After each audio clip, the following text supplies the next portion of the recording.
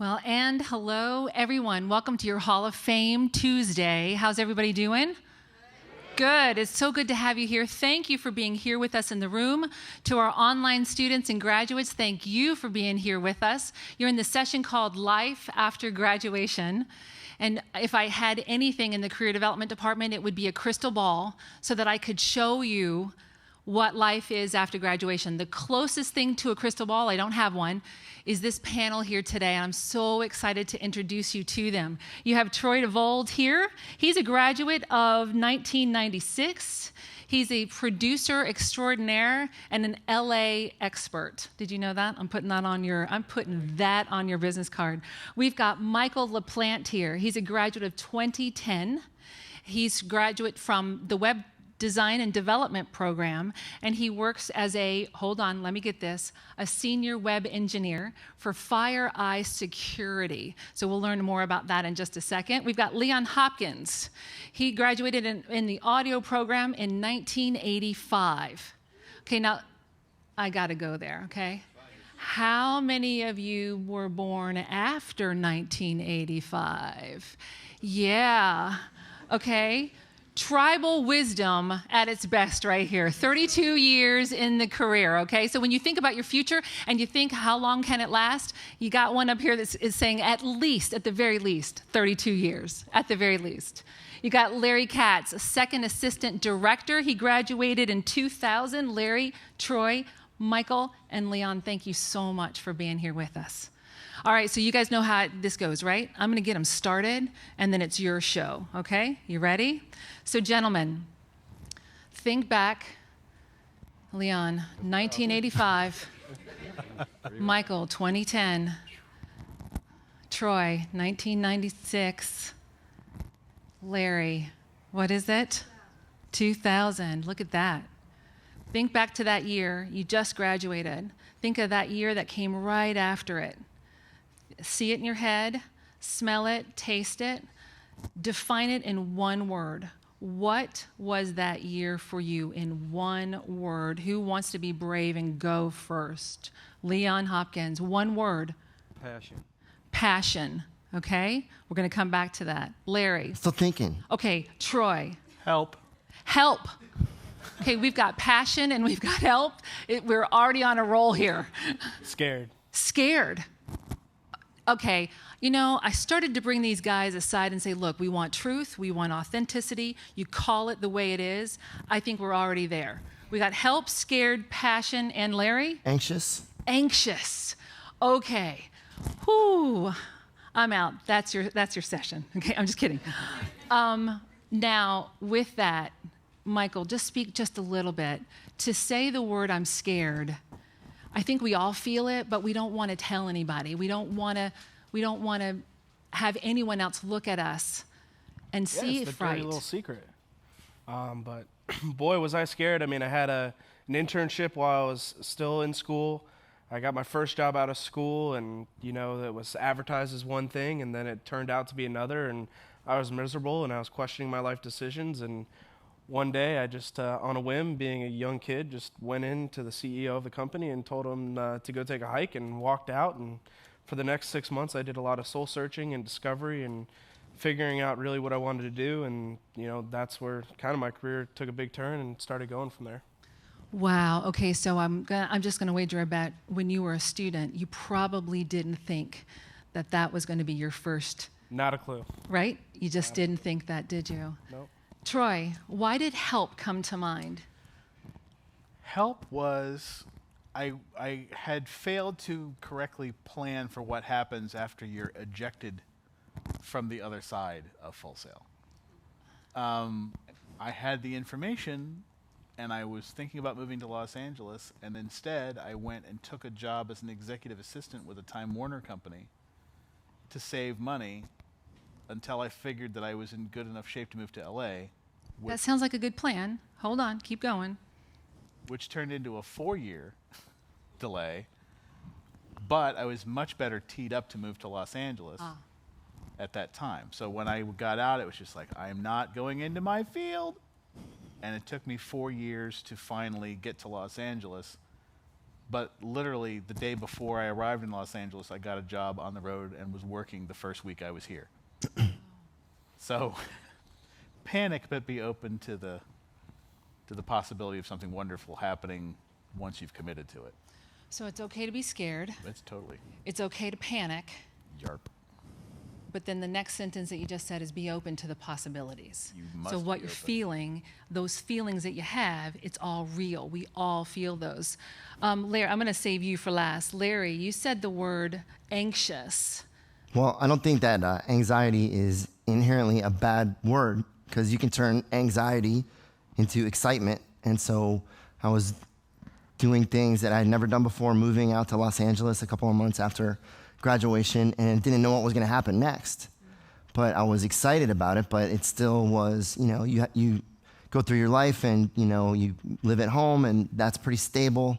And then you go to college and then that's pretty stable. And then it's time to really, take a big risk. And it is, anxiety doesn't have to be a bad thing. So I was excited, but didn't know what was going to happen. But after I went here, I was sure that I found my passion and that I was going to figure out some way to make it happen, which, was kind of crazy to be confident like that, but I just kind of had a feeling that it was going to work out. But I never knew what was going to happen day to day.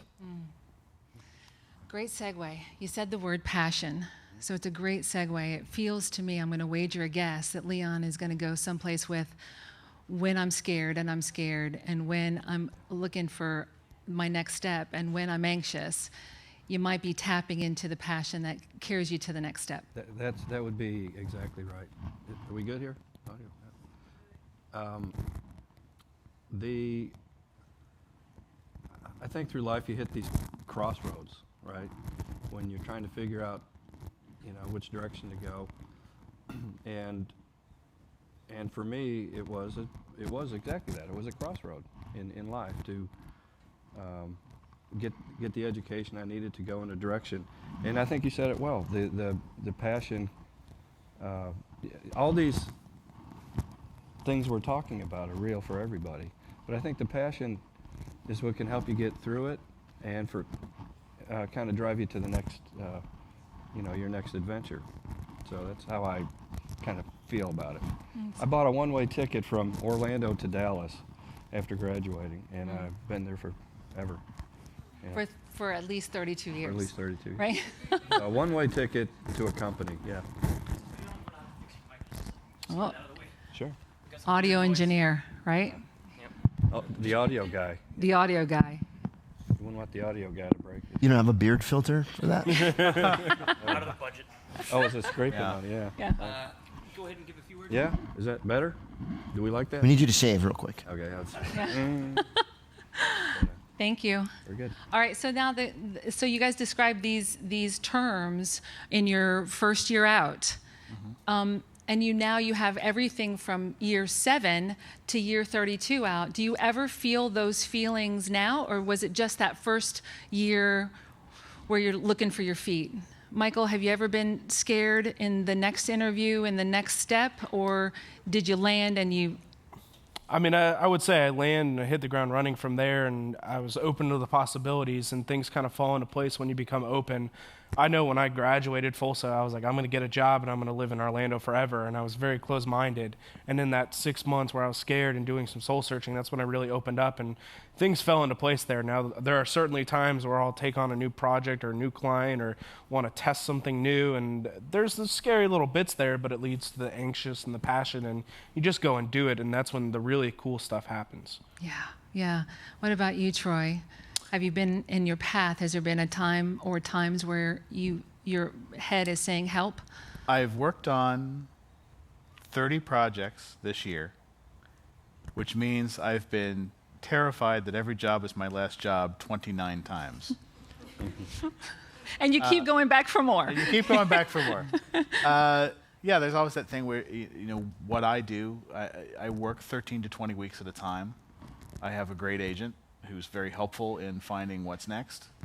But there are those periods where you might hit a 3-month lull or a 6-month lull, and you don't know if something else is coming or not.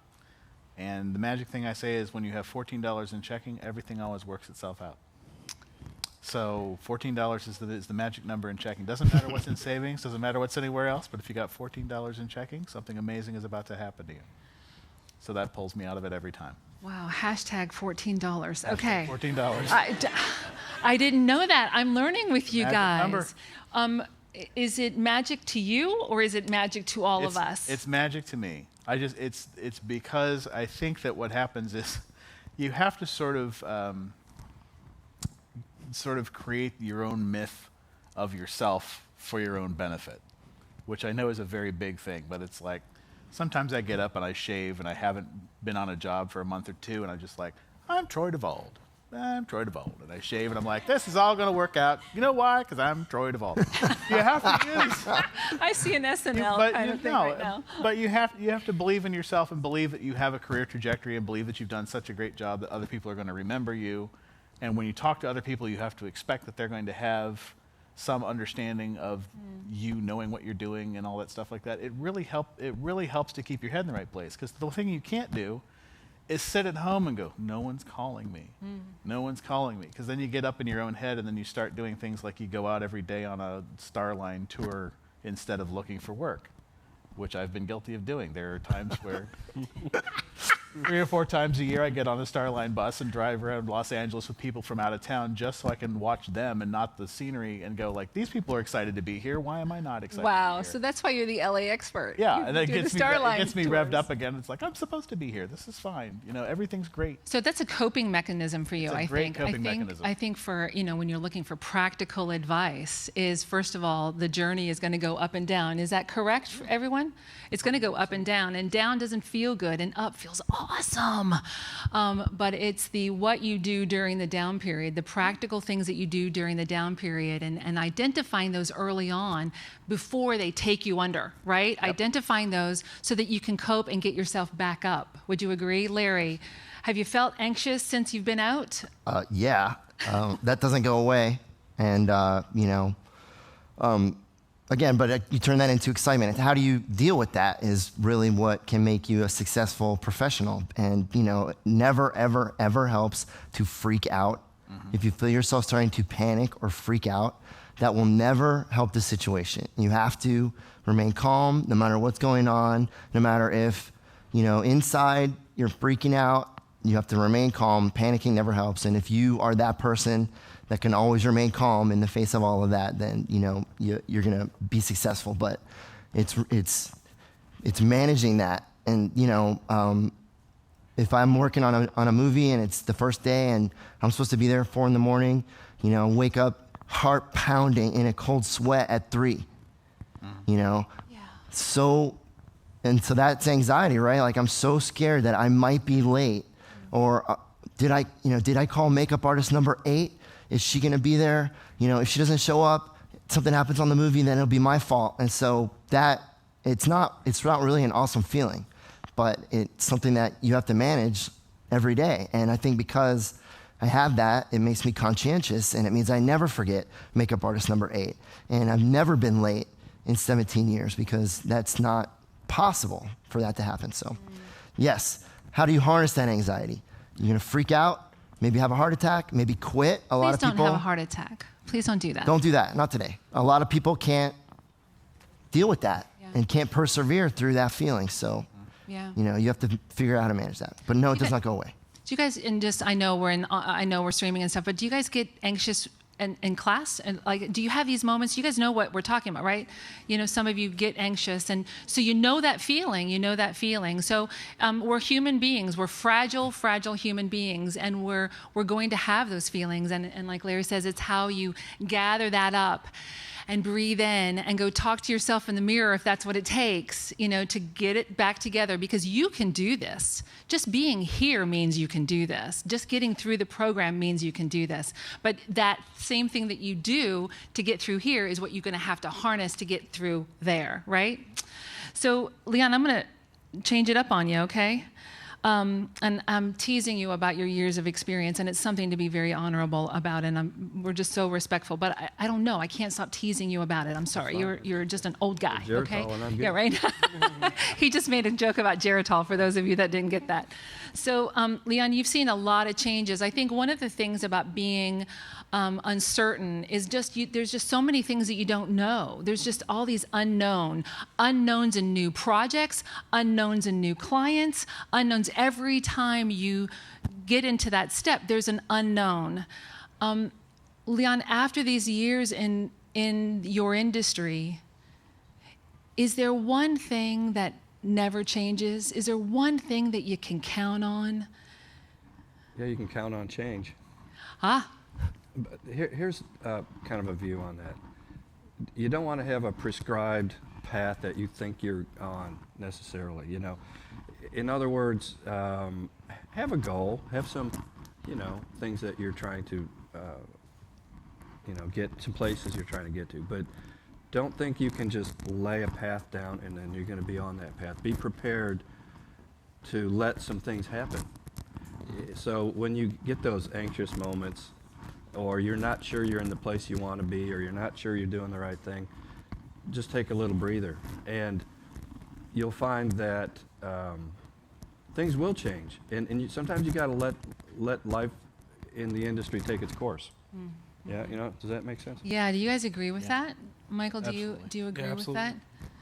Is there another component of something that has not changed? That is uncertain. That's not uncertain. Like is there something in the industry that just stays? I mean, what I like to always tell people is the only person you can depend on is yourself.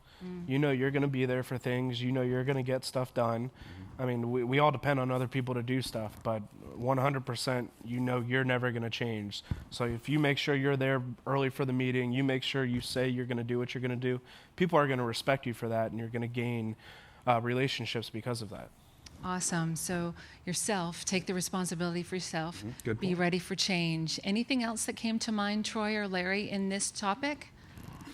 Just building on what Leon said, you know, if you have one thing that you really are born to do, like maybe be direct movies, you know, for me that's an artist, like someone that could sculpt or paint a picture, and that's not me, so I never went after that. And when I came through Full Sail, I said, it would be cool to work on movie sets, you know, kind of umbrella statement. Let me see what the different positions are, and because, you know, so I had a more broad opportunities because I was willing to do different things. So I didn't know exactly which path. So whatever door opens, sometimes when you're looking for these jobs that are difficult to get, I mean, you know, getting your foot in the door is difficult. So you gotta, whatever door opens, stick your foot in there. And it might not be the exact thing that you thought you were gonna do. You came to Full Sail, studied film production, you like production design, but all of a sudden an opportunity opens to be a set PA. You can't say no, you gotta jump through that door as soon as it cracks open. So if you want to be a film director and you have stories inside you that have to come out, then you go for that, and that's what you do, and you know, do that. But if you just think it would be cool to work in on movies or, you know, in entertainment, leave yourself open for opportunities that might change the direction you thought you were going in. Mm-hmm. Well, and there's also, please remember when you're at Full Sail, and for most of us, when we're at Full Sail, we're in our early 20s, mid-20s. Life is very long. And when you first get out and you first start doing things, it takes you a while to jump to the next job. It's going to take you a while to build a career. And I usually say it takes you about 3 years to be able to find consistent employment, and about 8 years before you start to feel like I really have a career and things are working. You know, I'm still getting opportunities that I didn't have before now, you know, 20-something years after I've been out of Full Sail. You know, give yourself time to develop and to move forward. And also, there's a thing that Gary Marshall always used to say. The first day that you worked on a Gary Marshall show, he would say, life is more important than show business. Like, don't forget, life is more important than show business. Mm-hmm. If you tend to your life and take care of yourself, you won't freak out as much. You don't... When you make your own preservation important, when you take care of yourself physically, emotionally, mentally, people are more likely to attach to you or to want to have you come back. Nobody likes to work with people that are constantly freaked out that, you know, I'm going to get fired off of this job. Well, why do you think that? I don't know. I just feel like I'm going to get fired off of this job because that happened to me last time. You don't carry the baggage of the bad stuff with you. So when you feel nervous or anxious and all that stuff, just like you're having a human experience, whether you're doing this or you're selling cosmetics door to door. You got to, if you don't want to be anxious, just choose not to be an anxious person. And it's really true. You make that decision not to do that. I had my freak out time. It's done. It's over. I can't do it anymore. Ramen tastes fine. Thank you guys for sharing. I was sitting here thinking, Tammy, and I thought of one thing that is consistent through your whole career. You're always learning. So, you get educated, you go to school. I'm here to tell you, I'm still learning. It just amazes me how things changed along the way, so you can count on change. But you don't stop learning a craft. It goes forever. You guys don't know everything? No. Really? I don't know about these guys. Troy does. Troy probably does. Believe me, I know nothing. I would agree with that, Leon. That's sage advice. It's sage advice. I think our employers that come here to recruit our students would say the same thing. They want employees. They want to be working with someone that's always curious and always wanting to learn more. So, because that just makes them better and the organization better. Make sense? So no one is expecting you to know everything when you graduate. No one expects that. Don't expect yourself that. Just be open to continuing to learn. Yeah. So before I hand it off to the audience, another question is, Michael, when you saw that you were on the panel called Life After Full Sail, tell me your thought process. You must have had something that you want to say. Even if Tammy doesn't ask me, this is what I'm going to say. It gets better and it's fun. Like right now, you guys are working and you're like, I don't see the end in sight and I have all these loans and I'm never going to pay them off. Fun story, I'm 7 years out. I've paid off my student loans and I'm having fun. Wow. I love waking up every day and doing this, and it's fun. And people always ask me, like, oh, technology changes every year. You got to be learning something new. That's fine. It's fun. I work from my house. I get to play with my dog during the day. Like, all these little things that you don't think about, but it's fun. And I'm not stuck in a cubicle, and I'm not, but, I did my time. I had my cubicle job, and it gets your foot in the door. It wasn't my dream job, but it got me in there, and it made the connections to get me where I'm at today. That's awesome. Have fun. Troy, when you saw, I'm on Life After Full Sail, anything come to mind there about what you wanted to share? I just came here to be asked questions. Oh, okay. No, Life After Full Sail. I have, if anyone follows me on Facebook, I'm always vomiting these bits of wisdom and philosophy that I've gleaned from 70 and 80-year-old producers who came before me and things from my life experience and all of that. Just remember, it's Life After Full Sail. I just remember how you can look at that curve of like, I'm miserable, I'm miserable, I'm miserable. This is working, this is working, this is working, this is working. I'm miserable. This is working, this is working, this is working. I'm miserable. I'm working, I'm working. And then finally, the first time somebody recognizes you in a restaurant, you're like, yeah, even though it means nothing. Right. You're just like, okay, well, at least I've been doing this long enough that people have remember me from working on other things. You'll get to that point where you feel comfortable and there'll be little spiky things like amazing stuff that there's always going to be something to write home about somewhere along that line. But it is very much a matter of, there are going to be moments that slip. And what kills me, I'm so sorry, I ramble when I'm not moderated. But I will tell you that I will tell you this. I see more people, not just Full Sail students, but people who either move to Los Angeles or New York, and they don't give it enough time. And someone's like, I've been here for 3 months, and what? I'm like, 3 months, you amateur. Rookie. Short timer. Yeah. Short timer. Yeah. You got to give yourself time to get where you want to go. I'm a big fan of every year I write out a 1, 5, and a 10-year plan. Interesting. That this is what I want to do this year. This is where I need to be in 5 years. This is where I need to be in 10 years. In the 20 years that I've done that, there's literally one thing on that list I haven't accomplished, and it has nothing to do with my ability to get it done. So you can just give yourself time to become the person you want to be, and don't be surprised if it takes you a little while. That's it. You're young. Take advantage of that. That's awesome. Doesn't most valuable things in our life take time? Yes. Whether it's a relationship, that's going to take time. Whether it's education, that's going to take time. Whether it's my career, that's going to take time. Those are the things that are valuable require time. And if you can, again, breathe that in and allow that to happen, you'll get to those, this is really happening, this is really happening. Wait, that's miserable. Yeah, this is really, that was a wonderful, wonderful scale that you just gave us. Yeah. Larry, when you saw life after graduation, you had to think something, because I think you did 20 of these panels last year for Hall of Fame. That's right? true. Yes, I thought about those and how valuable it was even for me to talk to everybody and find out how they started out and what happens right after you graduate. And I'll tell you that there was a through line through all the different degree programs. And that was that it was rough when we started out, and it's not going to happen as fast as you want it to. And it doesn't mean that you're doing anything wrong. And like Troy said, perseverance is a huge component in being successful. You have to figure out how you're going to get past that. Don't be surprised if you're a freelancer and you move to LA and don't work for the first 3 weeks, and then you work for 2 days, and then you don't work for a month. And then you work for 3 weeks in a row, and you think you got it made, and then you don't work for 2 months. And then you work for 3 weeks, and then you don't work for 2 days, and then you work for 3 weeks. And that is normal. So how are you going to get past that?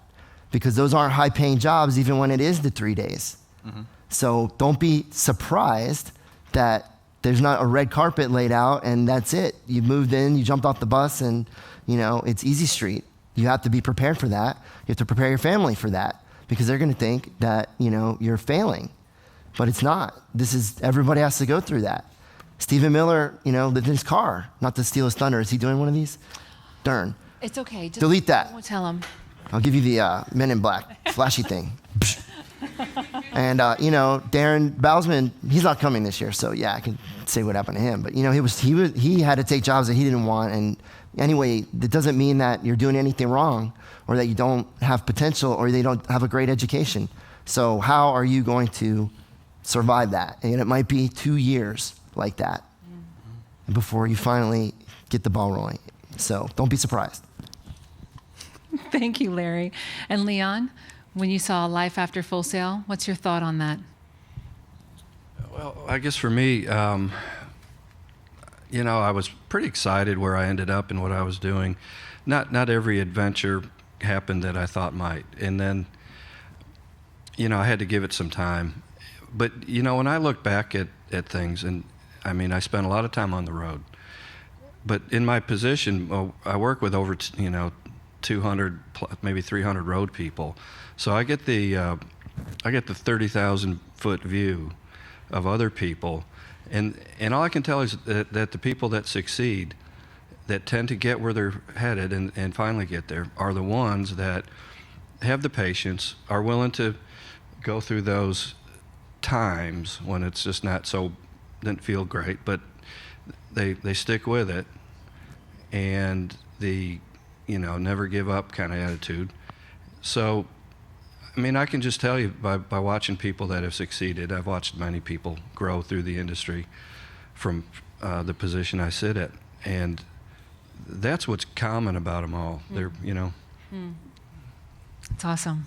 Okay, we're going to open up the floor for questions from the room. On our online students, know that we have an online moderator here, so you can join us in the questions. We'll do our very best to get them all answered, if at all possible.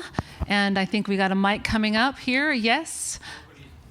Oh, going to use Leon's mic. So if you could just switch back with him. Oh, of course. Yeah. Of course. We need one mic. So Leon, So go ahead. I'm going to give him my mic. So you can have. All right. So any questions from the room? Hard for me to. Here's one here. I don't know where she's We're going. gonna make it work. Right there. We got you. Did the stand up? All right. So I just wanted to know what's all of you guys' favorite project that you ever worked on, and what's a project that you thought was gonna be terrible but then turned out to be really good for you. Oh, okay, got that question. Favorite project ever, and the B part is. Oh, I don't have a mic. I'm sorry. Here. I'm messing this up. The B part is the project that you might have been a little hesitant to take, but then it turned, right? Is that right? All right, so Michael, you want to go first? Sure. My favorite project, this is going to sound really conceited, was building my own branding. Because I've had the same branding for 7 years, and I still get the same comment of, oh, wow, this is really cool. And I mean, it's super simple. It's a Venus flytrap eating my name. But it's something that it took like 4 or 5 months while I was in school building. And that, to still see the reward from that is really cool. And then the B part, there was a project of mobile apps that I was building for a children's game. And boy, that project started out really rocky, and I was really hesitant to take it on. I hadn't done a lot of mobile development work before, and took it on, and we ended up building 6 or 7 mobile apps for that client, and still one of my favorite clients I've ever worked with. We still exchange Christmas cards every year. So it really worked out, and she turned into a really cool, awesome client I had. That's awesome. Troy, I'm going to pass the mic behind you. All right, I'll pass that to Leon while we're doing that. It's a tie for favorite project. Is Dancing with the Stars is the most fun I've ever had in my life, because when I worked on the packages that when you watch the rehearsal packages before they perform, every week you get to do something silly and fun with a huge celebrity, and then you get to go sit in the ballroom on show night, and they, like, while America's watching it, they're also screening it in the ballroom, and you get to hear hundreds of people laugh at a joke you wrote for Tommy Chong or whatever.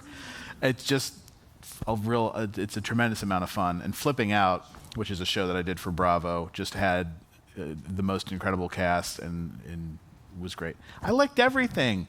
The Osbournes, everybody was involved in sitcom that was getting into reality television. All these big sitcom writers were doing post on that show. I have fun doing everything. How about that? How about the last 30 projects I did were my favorite? Hey, there's that having fun word again. Yeah, You have to. You have to. Well, you know, you're over the moon when you're hanging out on a parking stop with Betsy Johnson at 12 o'clock at night. The worst, or the thing that I really wasn't sure was going to go, hasn't gone, and I shouldn't talk about it.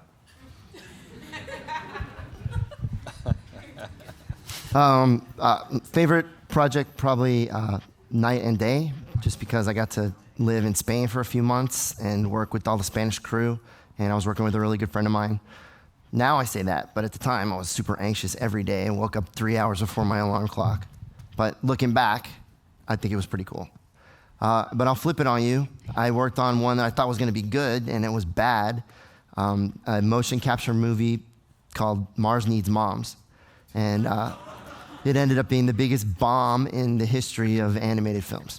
But at the time, there was Seth Green, and it looked pretty funny. And So he turned your question upside down. Did you see that? It was the one that he was excited about, and then it went the other way. Yeah. Leon, favorite project? You know, I think for me, you know, when you're in the touring industry, you think about the artists, the different bands you've worked with. I'm going to say it a little differently. I'm kind of with Troy's last statement, where they were all good. And I think you've got to be careful that you find a way to like, you'll like all these projects if you like what you're doing. So it's you doing the mission, and if you challenge yourself to do well for anybody, whether it was a country band, a pop band, a rock and roll band, I've done ice skating shows, it didn't matter to me. And I really can't tell you that I have a favorite. I have moments through life that were incredible with particular shows maybe, but I always tried to find a way to make it work for the people who I was working with. You know, so, does that make sense? It does. Yeah, and instead of having a favorite, find a way to apply yourself, because you're not going to like everything all the time. If you look at it, you know, from a musical point of view, or maybe in film, maybe not such an interesting topic, whatever. You know, make it your own, and do the best you can on it, and you'll like all of them. And the self-gratification is what'll carry you past the rest of it. That's awesome. Troy, you want to say something? I just wanted to add, as Leon was saying that, there's a fantastic comedy writer, a guy named Mel Shearer, that used to write for Andy Kaufman. And he once told me, he says, to make even bad stuff, you have to believe you're making good stuff. Yeah. And I think that as long as you are doing your absolute best work and having fun on a project, there's no such thing as a project that, there's nothing to regret if you did your best work on a project that doesn't turn out. Except for Mars Needs Moms. Except for that. There could be one exception, an outlier. I'm just saying. Could be. There was a question over here. Here in the front. Just yell it. So I know that a lot of self-motivation would get into a career and find the best job you want or whatever. But did you guys cling to a mentor like immediately, or like is it just self? So the question for our online students is it about self-motivation, or did they partner with a mentor? Is that the question? So anybody want to take that? Yeah, I can take that one. I think there's mentors all along the way. I don't think, I think as time goes on, you rediscover mentors because you have different priorities in your life maybe, right? So right now, if you're studying film or audio, whatever, you'll tend to migrate towards somebody that has achieved a particular achievement in that field. What I'm suggesting is that as you go through life, you'll probably have many mentors that you don't know who they are right here today. But I recommend looking for mentors. I would say find people that fit a condition, a situation that you're trying to overcome. It could be anything. It might not necessarily be a technical achievement. Mm-hmm. It might be, how does this person deal with road life and home life? Or, you know what I'm saying? It could be the things in life that challenge you that are not strictly job related. It could be a life thing, part of living through their career. Troy, I'm sorry. Go ahead, Larry. Yeah, I mean, what you guys are endeavoring to do by coming to school here and looking for these kinds of jobs is hard. So you get all the help that you can get. You need to, have multiple irons in the fire, people that you're talking to, people that you admire, and you'll be surprised that if you reach out to people that they want to help you. Mm-hmm. So, be ready to know what you're going to ask. If you're going to get somebody's attention and say, hey, I need some help, and they're going to most likely want to help you, then know what you're going to say, because people do want to help. But yes, find mentors, advisors, people that a couple of years ahead of you that are doing the same thing that you want to do. And what did you do? How, what steps did you take? And you almost never take the same exact path as somebody else. But if you find 50 different ways that people did it, then you can, have an easier way. Don't try to do it on your own. That is not a good plan. Get as much help as you can get. I was going to say, my first mentor was actually my final project professor here at the university. He helped me and guided me and gave me advice about jobs I was looking to take, and we still talk pretty frequently. Every couple months we'll exchange emails, and when I come back I catch up with them here. So don't be afraid. Right now they're your professors, but once you guys graduate, they're your peers, and they all want to help. That's what they're here for. They're all to help you guys. Anything to add, Troy? Just a couple very brief things about mentors. Is you've heard the idea that you have different mentors at different periods in your life. The one thing I would tell you is that when you meet a mentor is not the golem that's going to lift the rock for you. Is a real mentorship is observation and someone who will answer questions for you or give you advice. It's not, can you do this? You don't get a mentor by walking up with a resume and going, will you mentor me? The people who have mentored me over the course of my life, I'm lucky enough to be friends with a lot of older producers who came before me. I think there's a tendency to discount that as old knowledge. When you understand the history of the business that you're in, you understand how much ground has been lost to certain creative types, just sort of the way things are going. Find contemporary mentors people who just live a life that you like. Mm-hmm. When I come back here to Full Sail, I make a point of I always have a little bit of time with Gary, a little time with Jay, a little time with Tammy, and the quality of my life is improved by knowing people who just live their best lives and do the things they want to do. Mm. It's not all about the business. Mm. So look for business mentors, look for personal mentors, just people who you enjoy, and be useful to them. That's the thing. Is mentors love it when you can help them do something, not just constantly be giving you information or access. So, I know you asked them, but I want to answer too. Both. From a career development perspective, both. Be self-motivated and find your mentors along the way. Totally. It's a good combination. Yeah, and I was going to add, be ready to self-reflect. So if you're going to go to a mentor, be prepared to hear some things that are going to be positive criticism, and take that advice. Because you might be doing something a little off the mark to get where you're going. So when you look at a mentor or you talk to a mentor and you're asking for advice, be prepared to change a little bit. Maybe you got to mold yourself a little bit. Self-reflection is very big to grow. Validation is not what you want. Okay, I think I saw a hand. Yeah, I want you to come to me. Can you come here? Yes, you. Come here. What's your name? Brady. Brady. I want you to use the mic. Oh. Go ahead. Okay. So everybody can hear you. Just on the topic of dealing with anxiety, what does faith mean to each of you? And if you talk to God, what does that look like? I understand that's a can of worms, and maybe each of you doesn't personally subscribe to that, but if you do, what does that look like? Dude, okay. The question is, what is faith? What is faith to you? And what is your definition of God? Is that correct? No, not definition. Just What does it look like? And for me, I just want to provide any one of you an out. You don't have to answer this question if you'd like to. I can help Leon, you up? I mean, I'll go. Yeah, for me, faith is important. I think when I look at, even in the later part of my life, having a spiritual relationship, and it's actually brought me into places that I wouldn't have gotten to. It's kind of interesting believing and having faith that there's a higher power that's helping us get through life. Mm-hmm. And yes, the topic is subjective to people. I'm just giving you my point of view. I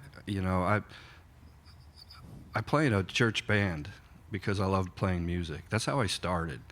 I don't think I'd be playing now if I hadn't found myself in a spiritual sense. And it's taken me full circle in my life. I would be open-minded to that. And Leon, I'm going to take you one more place. If we're going to go here, we're going to go here. The band that you play in at church, you also, on occasion, play where? Prisons. Mm-hmm. So it's a ministry, and we occasionally go, play for inmates in the Texas area, right? And I find that to be almost as rewarding as being on tour with the largest artist I've ever been with. Mm. So, you can take what's personal to you, you can take what's important to you, and it can come out in other ways, That's just how it's worked for me. It's quite interesting, actually, mm-hmm. how it's, some things have gone full circle, but I've spent some time, we go in and out of prisons several times a year, and it's a pretty great feeling, to be honest. Anybody else want to say something? Larry? No one's ever asked me that before. Yeah. I think that faith is important. I think fanaticism is bad. I think imposing your beliefs on somebody else or judging them on their beliefs is bad. I believe that there is something going on that we possibly can't explain. I know that there's a lot of stories, different stories that explain that, and I'm nobody that can judge whether one of those stories is right or wrong. So I have faith. How I see God is irrelevant. But I think there's something going on out there that we can't explain with science. Yeah, I tend to find a little bit of my background. In my early 20s, I was very involved in a charismatic church when I was younger, and it just didn't suit me, and I saw some things within that just didn't jive with how I worked. And that was around the start of my career. If you've ever had Ellie Mae from the Beverly Hillbillies holding the sides of your head praying for your television career in front of 2,000 people, that's me in my 20s. Nowadays, what I do is I try to make room for, particularly at big junctures in my life. Like I lost my father in October, and professionally, a lot of things have been a little awry for me last year. I make a lot of room for stillness and quiet. If I have long drives, the radio stays off. I'm just listening and listening and listening and processing and processing and processing, and I'm presuming that is the connection that I have. I make my asks.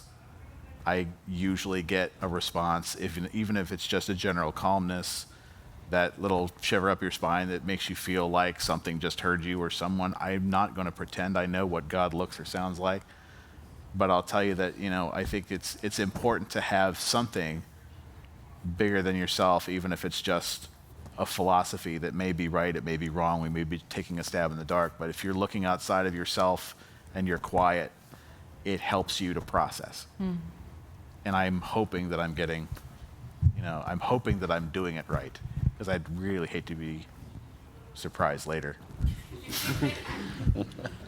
Michael, anything? I mean, yeah, everybody's got to believe in something, even if that something is nothing. Yeah. And self-reflection. I mean, there's a lot of that too. Yeah. Awesome. I don't know how we're doing on time here. Are you brave enough to come up here and take the mic?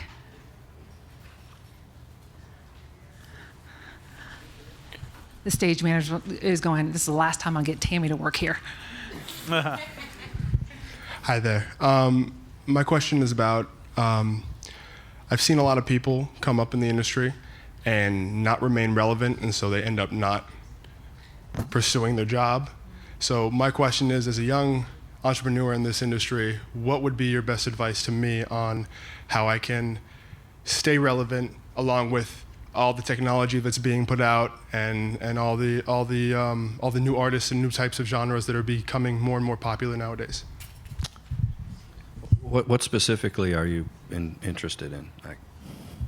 You mean when I'm? Oh, my degree. I'm in recording arts, but I'm going into show pro. Right. It's your job to stay relevant.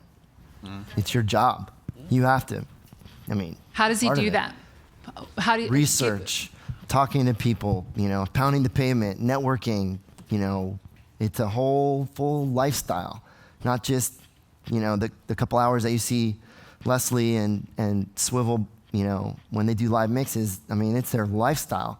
They're constantly educating themselves and doing all those things. I mean, yeah, it's not just a job that you're looking for. It's a whole lifestyle, and you have to make all that stuff happen. And read trade publications. I'm shocked at the number of people that don't read trade magazines. Like if you're in the entertainment industry, like for me, every morning it's the Variety, Hollywood Reporter, Deadline.com, all that. Be versed not only in the technology, but in who the current players are, so that when you're having a conversation, you're not talking about somebody, like if I'm like, I really hate new music, Green Day is not my bag, I sound like a moron. So I have to know who everybody is. I can talk about 21 Pilots, I can talk about whoever's out Look at you dropping those names. The Chainsmokers, who are very nice. Yeah. They have a very good mixer. He's a very good guy. We know a guy. One more question. He knows the guy. Okay, I'm gonna do. I got to do one more, and there's like 7 up here. I'm going to go to this gal because she keeps raising her hand. I want, for those of you that I'm passing by, we'll keep them up here. We'll keep them in the room, or we'll take them in the hallway. We'll get you some time with them. Okay. Yep. What are some of y'all's best tips on stress when you're working on too many projects and like trying to balance home life and everything like that? Balancing. Learning to say no. That was one of the things that when I first graduated, I said yes to everything. And I got extremely overwhelmed and stressed. So learning to say no and finding the projects that you really want. And then home life balance, I mean, it's a mix. Like we're in this culture now where everybody feels like you have to work 24/7. You want to work smarter, not harder. So I know I can get an 8 hours day's worth of work done in 4 hours just by being efficient, turning off devices because we're so connected. and just really going at it. And you'd be surprised at how much work you can get done in a 1 hour span if you turn off everything and just focus on what you're trying to do. Interesting. Especially in this day and age. That was awesome. Leon, do you agree with that?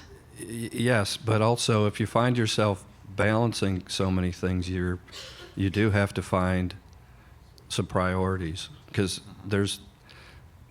you might not be able to balance what you're trying to balance perfectly, so sometimes you have to back down from one topic or the other and prioritize your focus. And people that are career driven, it's all about the career and how they're, how to get going forward and their advancement in their studies and their technology learning. So if you're balancing too many things, in my opinion, you might be doing something wrong as well. And Troy? Continuing from there, I think one of the hardest thing for me professionally has been learning to delegate and feel comfortable that the other person is going to perform. And if the other person is not performing, holding their feet to the fire. I have replaced editors on shows who have not performed. It's very difficult for me to let somebody go based on that, but if it means I have to stay until midnight to do something that somebody else should have done when they left at 4:30 in the afternoon, it's you got to learn to let go of feeling like you have to control the outcome and that you are the only possible way that this project can succeed. Larry?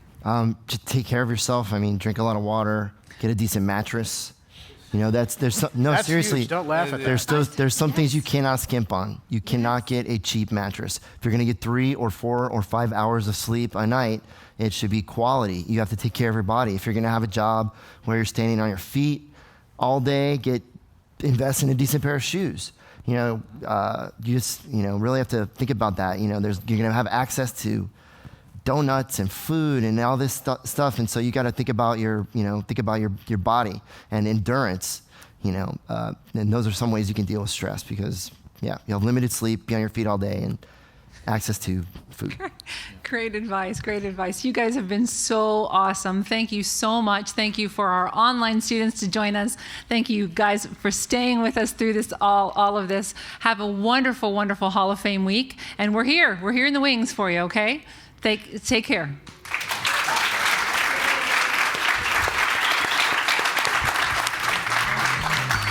Mike Cross. Hi, buddy. Hey, Luke. What's up, dude? See you, man. Cool. See you guys.